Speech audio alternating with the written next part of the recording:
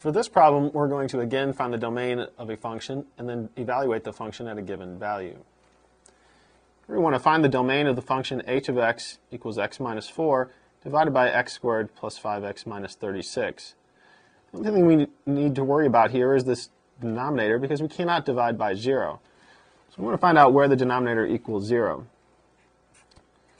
So we'll start by setting the denominator equal to 0 and solving this equation.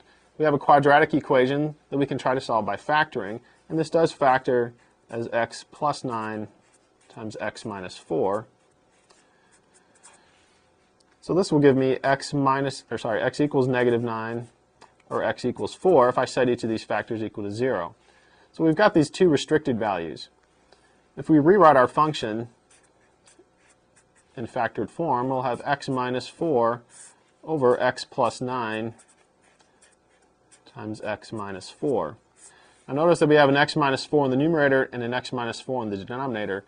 You might be tempted to cancel the x minus 4 factors.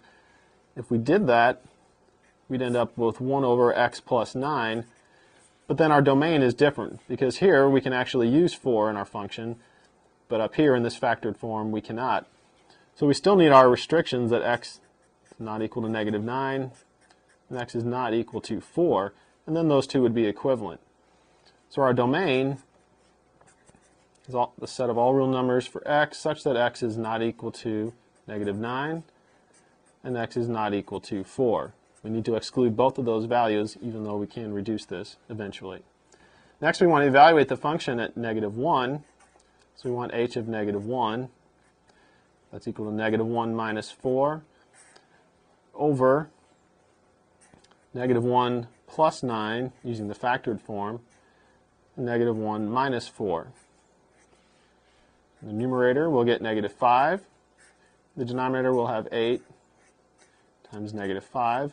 Notice the negative 5s will cancel. It comes from that common factor. And so we end up with 1/8. And you could have evaluated the function at negative 1 using the original form, and you would obtain the same answer.